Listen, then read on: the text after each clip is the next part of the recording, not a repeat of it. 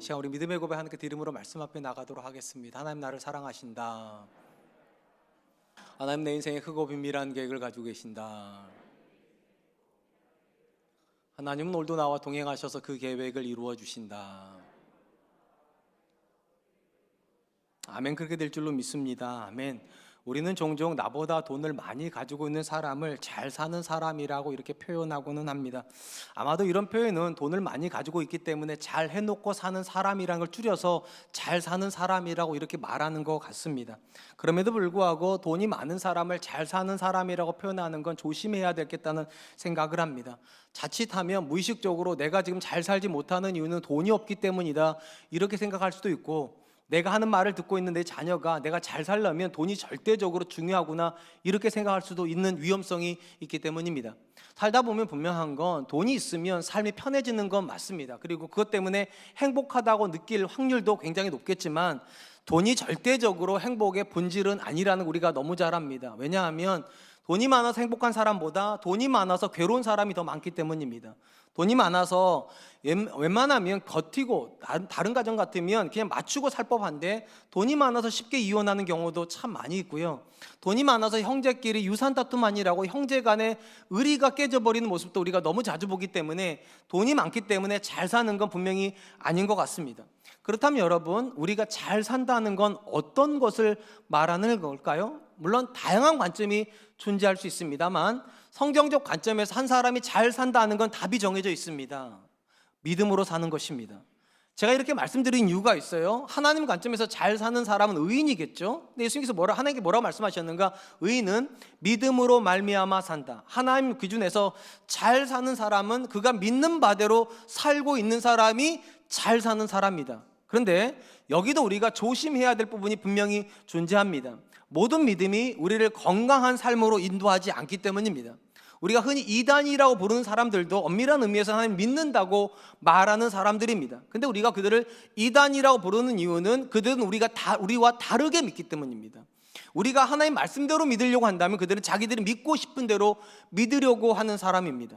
최근에 제가 제 친구 목사를 만났습니다. 이 친구 목사는 아버지가 목사님이세요. 그러니까 2대째 목사를 하는데 이 친구가 저한테 그런 얘기를 해요. 참 힘들고 아픈 이야기가 있다고. 자기 여동생이 신천지에 빠져서 집을 나갔다고. 목사 집에서 태어났는데 목사의 딸로 컸는데 어느 날 갑자기 신천지가 되고 그래서 집을 나가버렸대요. 동생을 잃어버린 거죠. 딸을 잃어버린 거죠. 분명한 건 그들도 믿음이 있다고 말할 겁니다. 그런데 바르지 못한 믿음은 잘못된 삶을 만들어냅니다. 그런 점에서 여러분, 믿음이 우리의 삶의 절대적인 요소이긴 하지만 모든 믿음이 우리를 건강하게 만들지 않습니다. 그래서 오늘 제가 이렇게 제목을 잡은 거예요. 잘 믿어야 되고 그래서 잘 살아야만 하는 것입니다. 오늘 우리가 살펴보는 본문의 말씀은요, 바르지 못한 믿음 생활이 우리 삶을 어떻게 망가뜨릴 수 있는지를 보여주는 말씀입니다. 사사기 저자는 길르앗의 장로들에 의해서 입다가 드디어 이스라엘 땅에 돌아왔다라고 기록을 합니다. 그리고 입다는 암몬과의 전쟁에 앞서서 먼저 외교적으로 이 갈등을 해결하려고 사자를 보내서 협상을 하지만 협상은 원활하게 진행되지 않아서 이제 드디어 전쟁을 해야 되는 상황 앞에 놓여 있습니다. 오늘 본문, 우리가 읽은 본문은 전쟁을 시작하는 이야기를 이렇게 기록을 합니다. 29절로 31절입니다. 이에 여호와의 영이 입다에게 임하시니 입다가 길르앗과 므낫세를 지나서 길르앗의 미스베에 이르고 길르앗의 미스베에서부터 암몬 자손에게 나아갈 때에 그가 여호와께 서원하여 이르되 주께서 과연 암몬 자손을 내 손에 넘겨주시면 내가 암몬 자손에게서 평안히 돌아올 때에 누구든지 내 집 문에서 나와서 나를 영접하는 그는 여호와께 돌릴 것이니 내가 그를 번제물로 드리겠나이다 하니라.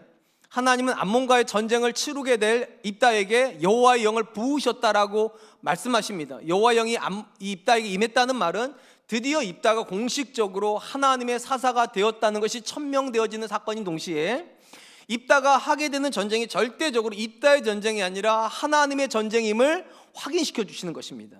모든 전쟁을 다 하나님 싸워주시는 건 아닙니다만 여호와의 영이 부어진 사람의 싸움은 언제나 하나님의 싸움이 되기 때문입니다.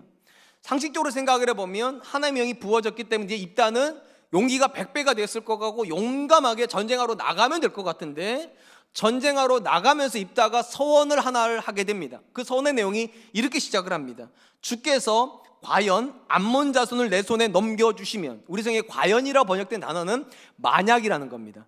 주께서 만약 암몬 자손을 내 손에 넘겨주시면 하고 서원을 하는데, 그 서원의 내용 우리가 너무 잘 압니다. 내가 전쟁에서 돌아올 때 나를 맞으러 제일 먼저 나온 그가 누구든지 그를 여호와께 번제물로 드리겠다, 그렇게 서원을 하는 것입니다.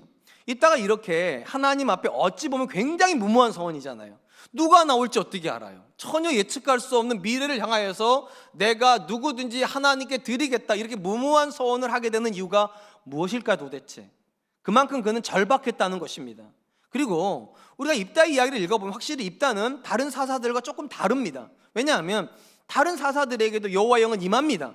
근데 여호와의 영만 임하는 것이 아니라 항상 하나님이 다른 사사들에게는 약속을 주세요. 내가 이 민족을 너의 손에 넘겼다, 이런 식으로 하고 전쟁에 나가게 하는데, 특이하게 입다만큼은요 여호와의 영이 임하는 기록은 있지만 약속은 없습니다. 그래서 입다가 약속의 내용을 집어넣은 거예요. 만약 여호와께서 다른 사사들에게처럼 내게도 저 이방 민족을 내 손에 넘겨주신다면, 암몬 사람들 내게 넘겨주신다면, 이렇게 서원을 하는 거예요. 그러니까 쉽게 말하면 그는 자기 앞에 있는 현실이 굉장히 불안하고 자기 미래가 어찌 될지 막연하기 때문에 하나님께 구체적인 약속을 받고 싶기 때문에 절박한 마음에 굉장히 무모해 보이는 서원을 하게 되었다는 것입니다. 우리가 본문에서 먼저 생각해 보려고 하는 것은, 우리의 기도와 헌신이 의미가 있으려면 그 기도와 헌신은 반드시 말씀에서 나와야 된다는 것입니다. 오늘 보면 후반부 우리가 읽지는 않았지만 입다가 승리해서 돌아오는 날입니다. 그의 인생에서 가장 행복할 그날이 입다에게 가장 불행한 날이 되어버립니다. 그는 그날 옷을 찢습니다.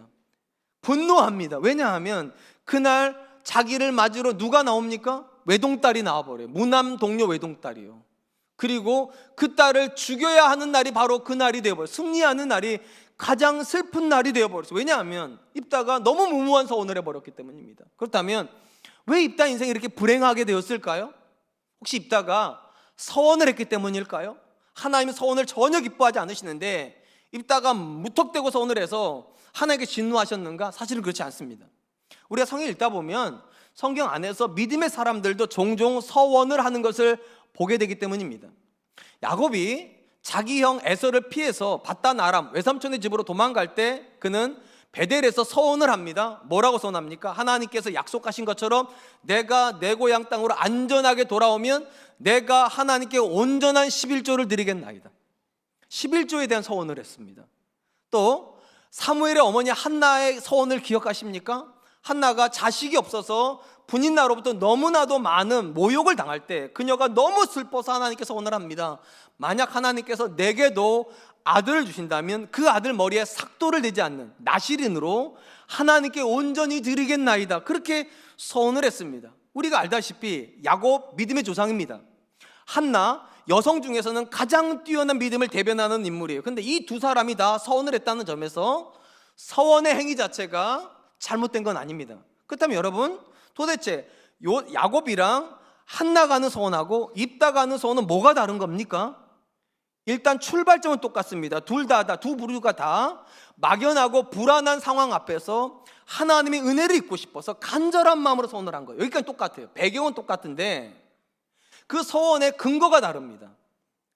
야곱하고 한나가 하는 서원의 배경은 성경이에요. 11조 성경이 나옵니다. 나실인의 서약 성경에 나옵니다. 그런데 입다가 하고 있는 서원은 하나님이 말씀하시지 않는 서원이에요. 사람을 드리면 안 돼요, 하나님께는요. 근데 입다가 뭐라고 말합니까? 누가 나오든지 간에 그것을 하나님께 드리겠다. 더 큰 문제가 무엇인가 하면 하나님께 드리는 거에 있어서 하나님은요, 받으시는 제물과 받지 않는 제물이 있습니다.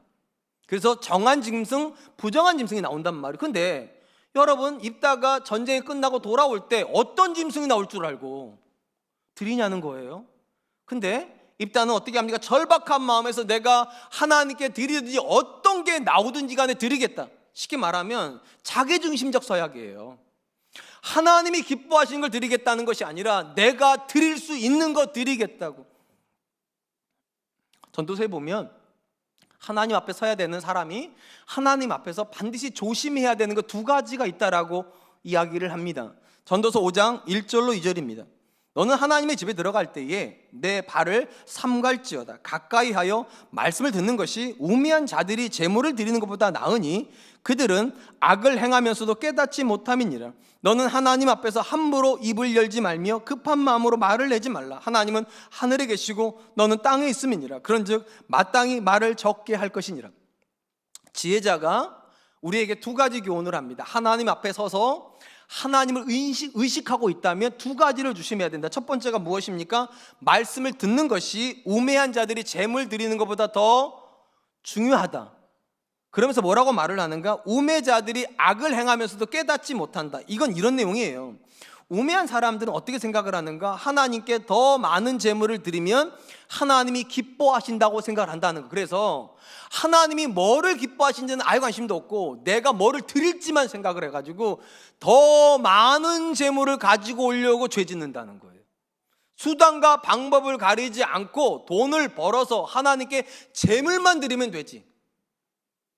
그랬더니 지혜자가 뭐라고 말합니까? 더 많은 제물을 드리는 우매자보다 하나님 앞에서 말씀을 듣는 게 더 귀하다. 쉽게 말하면 하나님이 받고 싶어하는 거 드려야지 네가 드리고 싶은 걸 드리는 게 무슨 의미가 있냐는 거예요. 최근에 제가 생일을 맞았습니다. 제 아내가 저한테 계속 물어보더라고요. 선물 뭐 받고 싶냐고. 그래서 제가 그랬어요. 여러분 이 나이쯤 되니까 받고 싶은 선물이 없어요.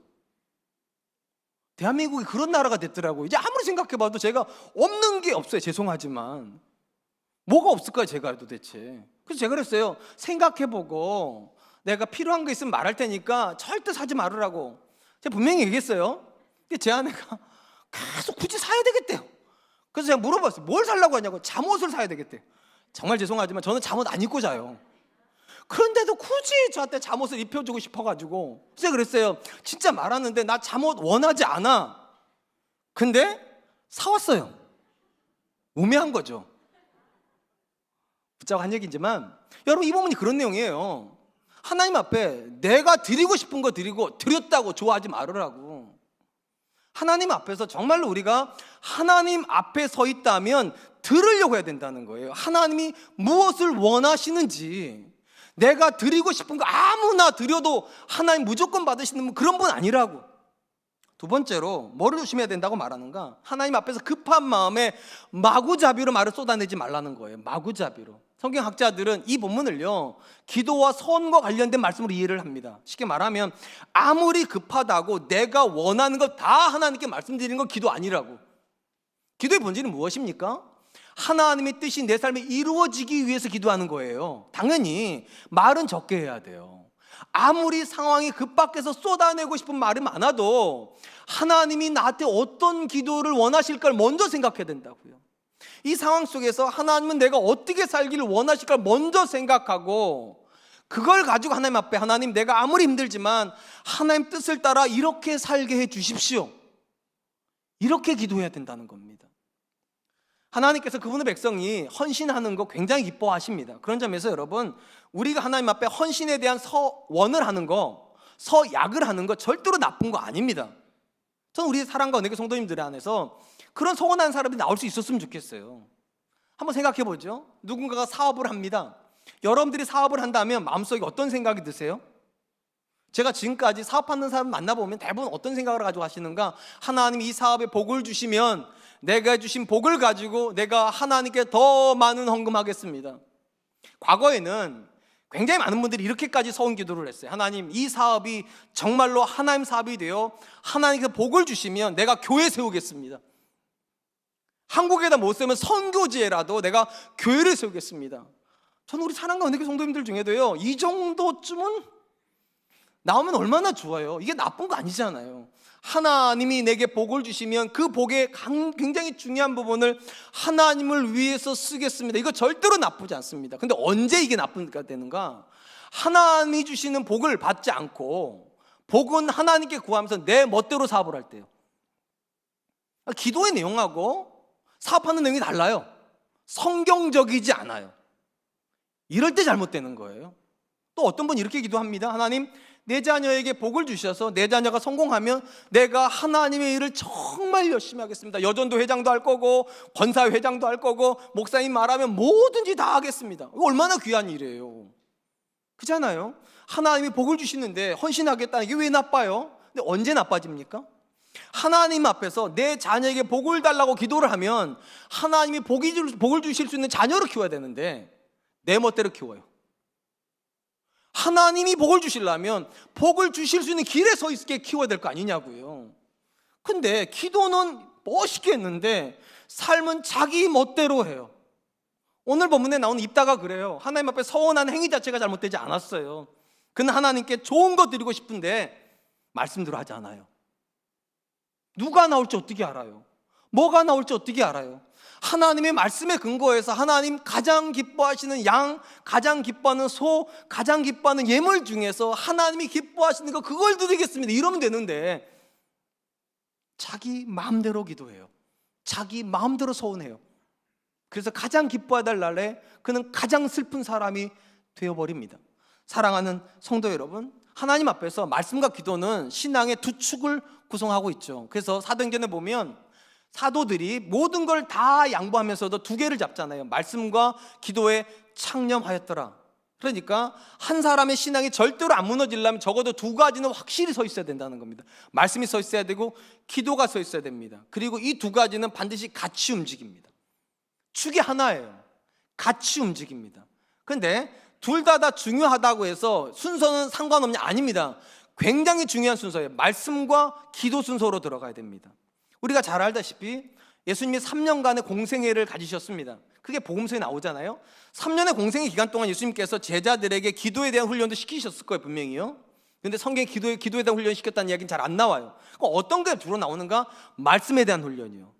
그러니까 3년 동안 집중적으로 말씀에 대한 훈련을 시키시다가 떠나시는 사도행전 뒤쪽에 사도행전 이후부터 비로소 기도하라는 명령이 나옵니다. 이곳에 모여서 떠나지 말고 기도하라.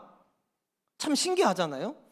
왜 공생의 기간 동안에는 제자들에게 기도에 대한 훈련을 안 시키셨을까요? 왜 공생의 기간 동안 제자들은 기도했다는 내용이 거의 없을까요?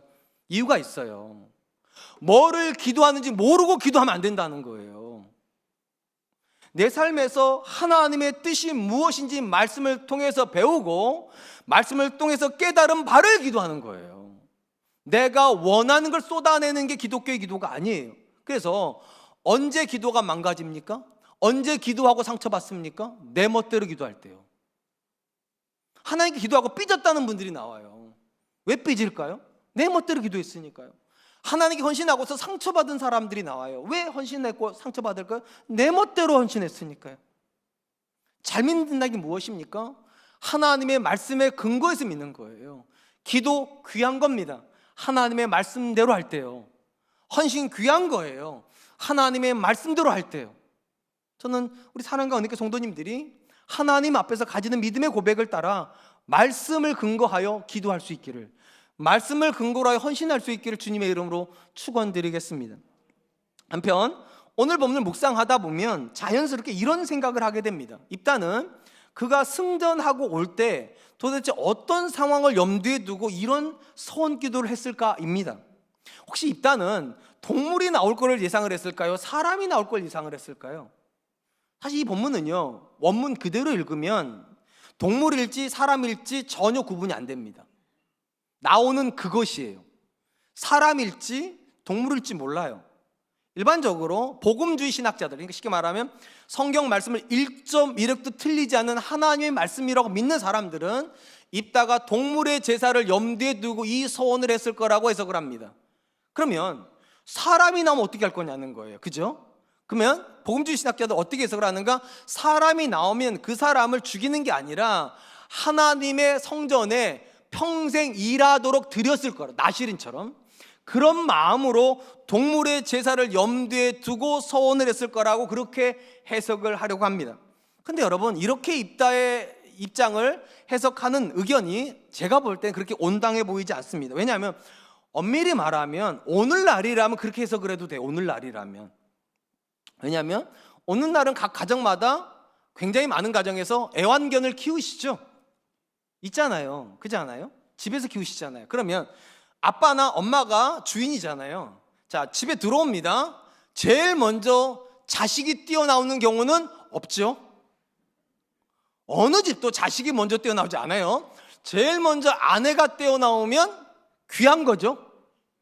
어느 집도 아내도 나오지 않아요. 그럼 누가 제일 먼저 나와요? 강아지가 제일 먼저 나오고 고양이가 제일 먼저 나오고 자기 키는 애완동물이 제일 먼저 나와요. 그러니까 오늘날 기준으로 말하면 제일 먼저 나오는 그거 하면 동물도 포함될 수 있어요. 오늘날 기준으로는요.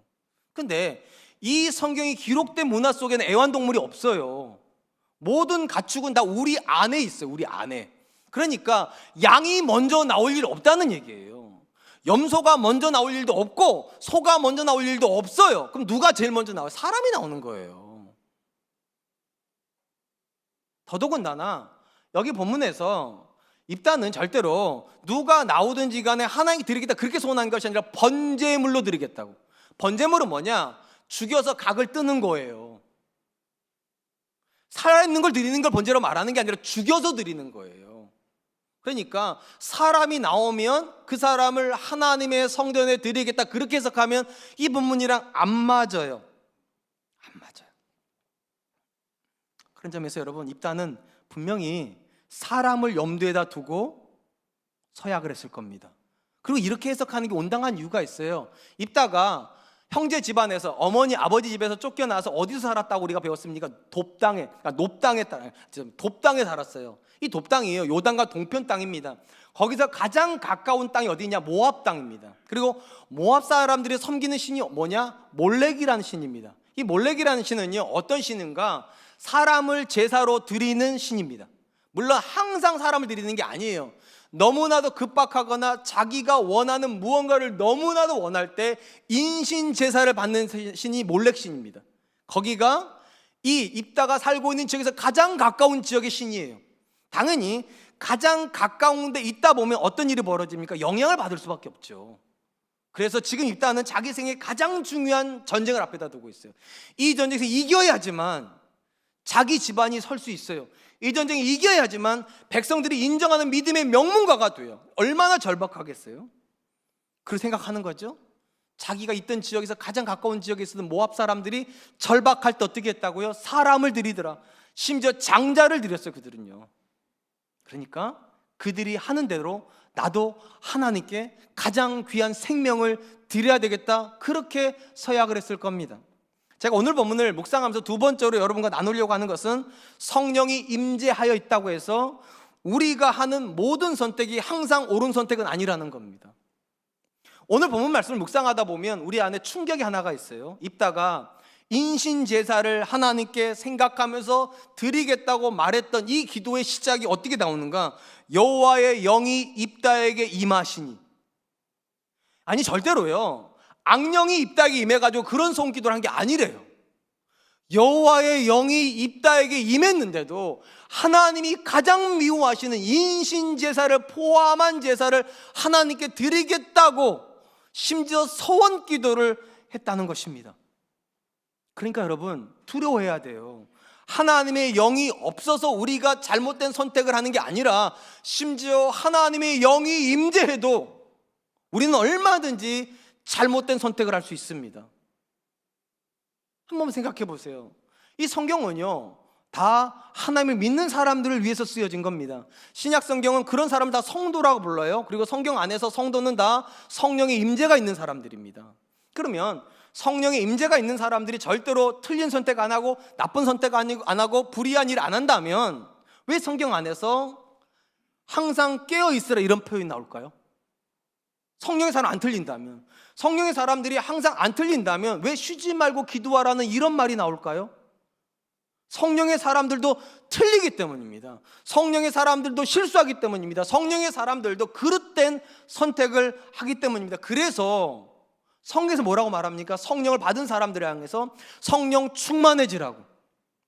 성령이 있는 걸로 멈추지 말고 그 성령으로 충만해지라고.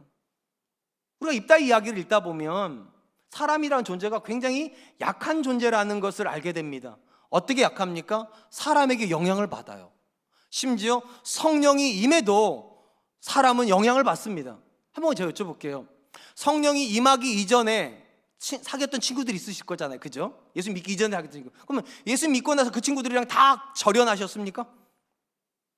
아무도 그렇게 안 하셨을 거예요. 예수 믿기 이전에 만났던 사람들을 예수 믿고 나서도 여전히 만나고 계실 거예요. 그럼 제가 다시 물어볼게요. 예수 만나기 이전에 여러분 친구들이 하는 말과 예수 만나고 나서 여러분 친구 하는 말이 달라졌습니까? 하나도 안 달라졌을 거예요.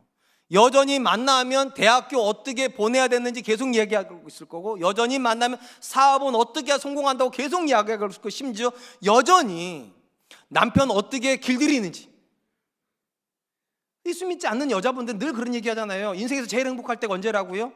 남편이 유산 남겨놓고 일찍 갈 때. 그거보다 좀 덜 행복한 건 언제라고요? 장기 출장 갈 때. 안 믿는 친구 없으신가 봐요. 그런 데잖아요. 그런데 보세요. 예수님 믿으나 안 믿으나 했던 말 듣던 말 다 똑같아요. 그러면 예수 믿고 나면 이 소리가 하나도 안 들립니까? 아니에요. 여전히 그들의 소리는 설득력이 있어요. 왜냐하면 경험에서 나오니까. 그래서 여러분, 성령이 임재해도요, 사람의 영향권 안에 있을 수밖에 없습니다. 오늘 입다가 여호와 영이 있는데도 왜 모압 사람들처럼 사람을 제사를 드리려고 하냐고요. 사람의 영향권 안에 있으니까요. 경험이 성령보다 우세할 때가 있어요. 그래서 성령 충만하라고 말하는 거예요. 성령이 충만해져야 내가 성령을 소유하는 게 아니라 성령이 나를 소유하세요. 그래야 그들의 소리가 나를 소유 못해요. 그들의 경험이 나를 못 움직여요. 무엇이 건강한 신앙입니까? 성령을 소유하고 있는 게 건강한 신앙이 아니라 성령이 나를 소유하고 있는 거예요. 성령 충만은 그런 거예요. 내 안에 부어주신 성령님께서 내 생각을 지배하시는 거예요. 내게 보신 성령이 내 경험을 지배하는 거예요. 내게 보신 성령이 내가 하는 결정을 지배할 때 그 상태가 성령이 충만한 상태입니다. 우리가 사도 바울이 가르친 가르침 중에서요, 데살로니가라고 하는 교회에다 보낸 편지가 있다는 걸 잘 압니다. 그리고 이 데살로니가 서에서 전서에 있는 말씀 중 우리에게 가장 익숙한 말씀이 뭐냐? 항상 기뻐하라, 쉬지 말고 기도하라, 범사에 감사하라. 이는 그리스도 예수 안에서 너희를 향하신 하나님의 뜻이니라. 이 말씀을 모르는 사람은 거의 없어요. 교회 한두 번만 나와도 이 말씀은 다 알아요. 근데 교회를 10년, 20년, 30년, 40년 다녀도 이 말씀 바로 뒤에 어떤 말씀이 따라왔는지 아는 분들이 그렇게 많지가 않아요. 한번 물어볼게요. 항상 기뻐하라, 쉬지 말고 기도하라, 범사에 감사하라. 이는 그리스도 예수 안에서 너희를 한 뜻이다. 그 다음에 어떤 말 나오죠? 한 번도 생각을 안 해보셨기 때문에 읽었는데도 기억에도 안 남습니다. 그 다음 말씀이 이런 말씀입니다. 데살로니가 전서 5장 19절 22절입니다. 성령을 소멸하지 말며 예언을 멸시하지 말고 범사에 헤아려 좋은 것을 취하고 악은 어떤 모양이라도 버리라. 이게 그 다음 말씀이에요. 왜 이 말씀이 그 다음에 따라올까요? 이유가 있어요. 누군가가 항상 기뻐하고 쉬지 말고 기도하고 범사에 감사한 하나님의 뜻대로 살고 싶다면 세 가지의 결심이 필요하다는 거예요. 세 가지의 결심이. 그 결심이 있을 때만 앞에 세 가지 하나님 뜻대로 사는 일들이 가능해진다는 겁니다. 이 세 가지의 첫 번째가 무엇입니까? 성령을 소멸하지 말라는 것입니다. 이 소멸한다는 말은요, 꺼진다는 거예요. 불이 꺼지는 것처럼 꺼진다는 거예요. 한 번만 여쭤볼게요. 불이 언제 꺼집니까? 혹시 모닥불 피워보셨습니까? 불이 언제 꺼지던가요? 물론 비 안 올 때를 전제로 하는 거예요. 모든 조건은 불이 타올 수 있는 조건에서 언제 불이 꺼집니까? 땔감이 떨어지면 불이 꺼집니다. 땔감이 꺼지면. 아무리 쌩쌩한 불도요, 땔감이 떨어지면 꺼집니다.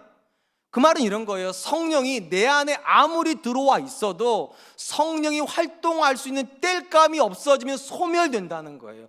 그래서 그 다음 말이 이렇게 되는 거예요. 예언을 멸시하지 말라고. 이 예언이 하나님의 모든 말씀을 통칭하는 거예요. 쉽게 말하면 하나님의 말씀이 계속 공급이 되고 있을 때만 성령은 활활 타오른다는 겁니다. 근본적으로 성령은 말씀의 영이시거든요. 저와 여러분들이 말씀대로 살도록 인도하신 영이기 때문에 우리가 하나님의 말씀의 공급을 계속 받고 있을 때만 그 성령이 활활 타오르고, 그럴 때만 우리 성령 충만해지는 겁니다. 그러면 어떤 일이 벌어지는가? 선한 일을 하게 되고 악은 그 모양이라도 버리게 됩니다. 그리고 이런 삶을 사는 사람들에게 가장 자연스러운 게 항상 기뻐하게 돼요. 항상 기도하고 있어요. 범사에 감사할 수 있어요. 특별히 이 부분에서 주목할 건 악은 그 모양이라도 버리라고 하는 말씀입니다. 상식적으로 생각해 보면 우리 이렇게 생각하잖아요. 내가 성령에 충만해지면 악은 내 인생에 아예 발도 못 들일 거다. 악은 자연스럽게 소멸될 거다. 나쁜 생각은 아예 안 될 거다. 이렇게 생각할 수 있잖아요, 우리가. 근데 바울은 뭐라고 말했는가? 악을 끊어내라고. 쉽게 말하면 성령 충만해도요, 악은 없어지지 않아요. 성령 충만한 사람이 끊어내야 악이 없어지는 거예요. 성령 충만해도요, 여전히 세상적인 친구들은 계속 내 옆에 있어요. 그들의 이야기가 안 멈춰요. 내가 그들의 이야기를 끊어내야 멈춰져요. 끊어내야. 오늘 본문의 입다는 여호와 영이 없는 사람이 아닙니다. 근데 아무리 봐도 그는 여호와 영으로 충만한 사람은 아닙니다. 여호와 영으로 충만해지지 않으면 그들의 소리가 여호와의 영의 소리를 이겨버립니다. 그 죄를 지어요.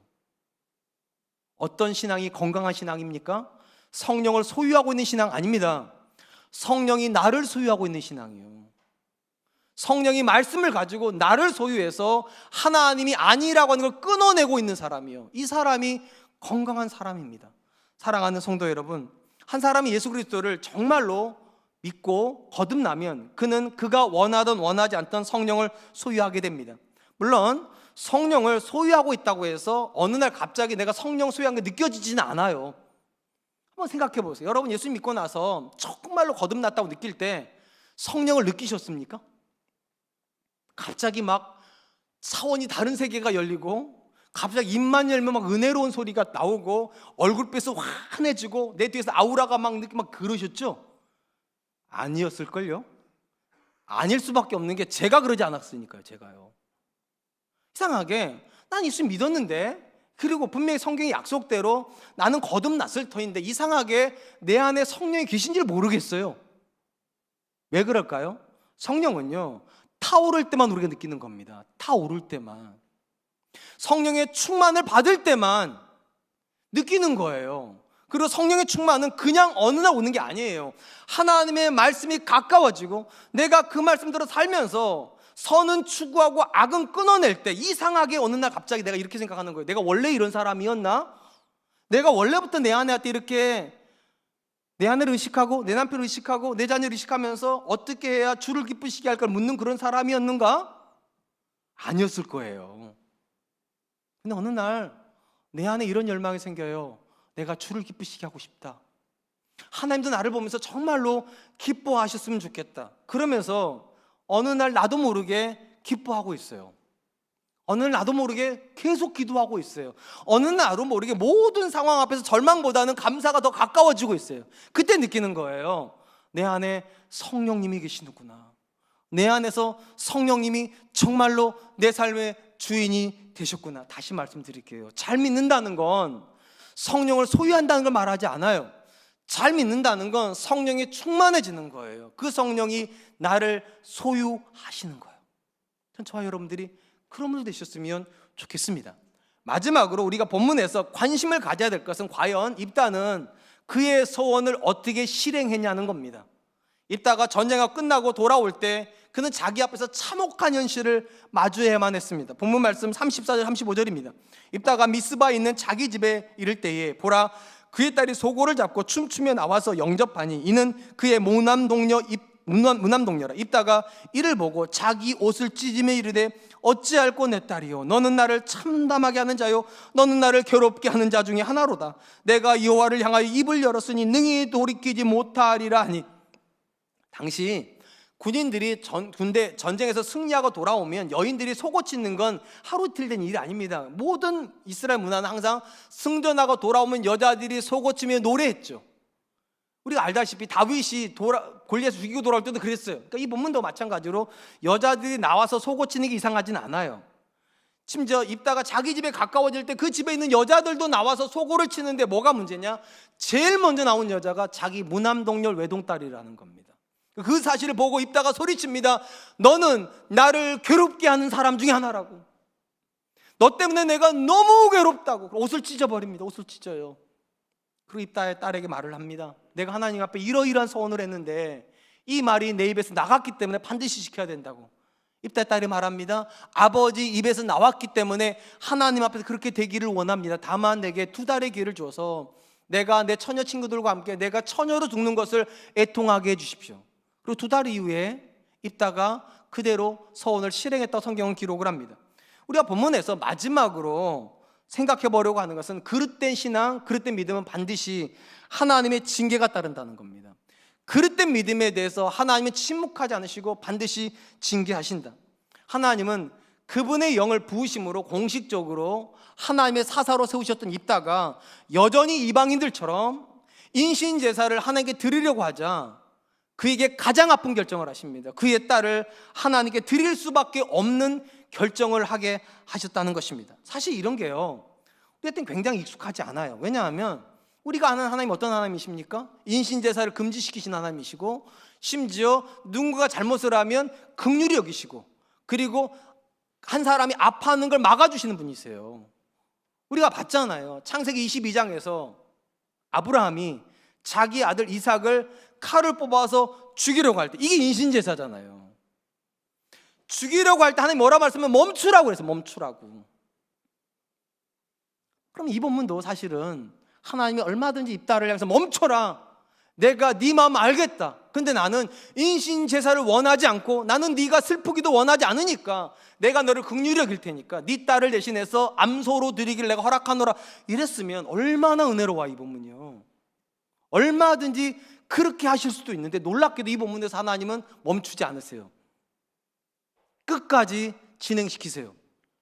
그리고 복음주의 신학자들은 이게 가장 이해가 안 됐기 때문에 해석을 하는 거예요.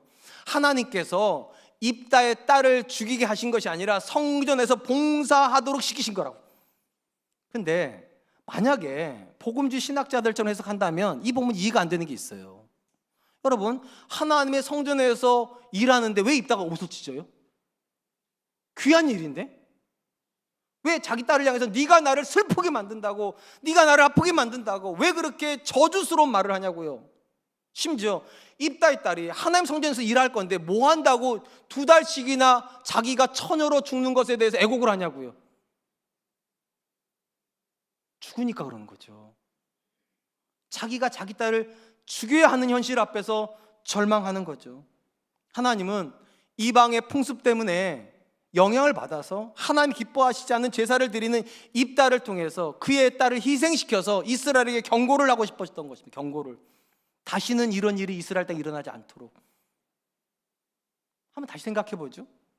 입다가 자기 딸이 가장 먼저 나올 거라고 생각을 했다면 입다가 그런 소원을 했을까요? 절대로 그런 생각 안 했을 겁니다. 절대로. 내 딸이 가장 먼저 나오는 일은 없을 거라고 생각했을 거예요. 그러니까 소원을 하는 거예요. 그러니까. 그럼 도대체 입다는 어떤 생각을 했을까요? 여러분, 이스라엘 문화를 조금만 이해하면 금방 이해할 수 있어요. 예수님께서 신약시대에 어디든 가면 제일 먼저 누가 나온다고 되어 있습니까? 종들이 나와요. 종들이 왜 나오는가? 주인의 먼지를 털어드리려고요. 그리고 손에다가 손 씻는 물을 부어드리고 신발 샌들을 벗겨주고 발을 씻겨주려고요. 그래서 요한이 말하잖아요. 내가 주님의 샌들을 벗겨드리기도 내가 버겁다고. 그게 종들이 일이에요. 그러니까 주인이 낮게 나갔다가 출타를 했다가 들어오면 누가 제일 먼저 오토매틱으로 튀어나오는가? 이스라엘 문화에서는 종들이 제일 먼저 나오는 거예요. 당연히 입다는 그 문화를 배경으로 해서 종들 중에 누가 나오든지 간에 그 종을 드리겠다, 이렇게 생각을 한 거예요. 근데 안타깝게도 종들보다 먼저 딸이 나오도록 하나님 해버리셨다는 거예요. 왜 그렇게 한 겁니까? 입다 안 해요. 인명 경시풍조가 있기 때문입니다. 내 딸만 아니면 괜찮은 거예요. 어떤 종이든 아무 상관이 없고 내 딸만 아니면 된다. 이게 이방 문화입니다. 이방 문화. 이방 문화에는요, 태생적인 성골이 있죠. 태어날 때부터 귀한 사람이 있어요. 태어날 때부터 천한 사람이 있고요. 이거 이방 문화입니다. 하나님 문화 속에서 모든 사람은 다 하나님의 창조물입니다. 당연히 입다가 하나님의 창조 사상을 믿는 사람이랑 그는 이런 소원하면 안 되는 거예요. 왜냐하면 누군가의 딸일 거거든요. 누군가의 아들일 거거든요. 내 딸이 귀하고 내 아들이 귀하면 그 딸이 비록 종이어도 귀해야 되는데 일단 그런 생각 안 해요.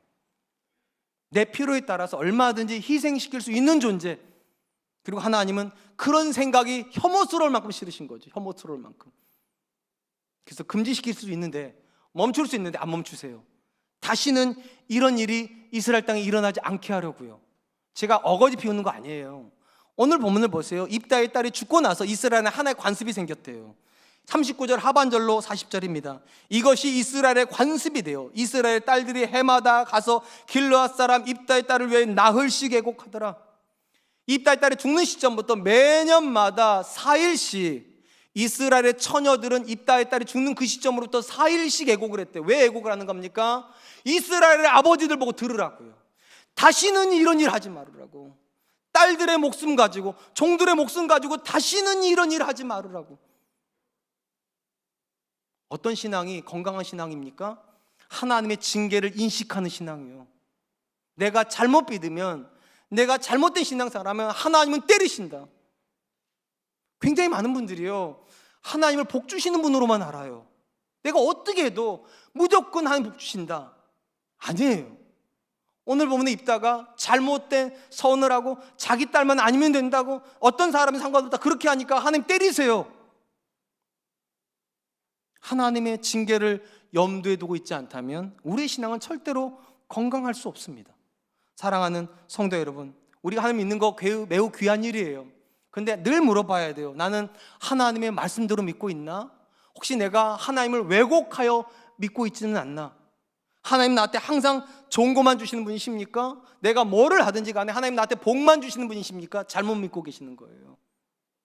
내가 하나님의 말씀 왜곡하면, 하나님의 말씀과 상관없이 내 마음대로 사람을 판단하고 사람을 정죄하고, 하나님이 가만두시지 않으세요. 제가 요즘 참 느끼는 게 많아요. 우리 장로님들하고 얘기를 해도 느끼는 게 많고, 같이 목회를 하고 있는 선후배들 얘기할 때 느끼는 게 참 많아요. 어떤 게 느끼냐면, 사람은 참 안 바뀐다.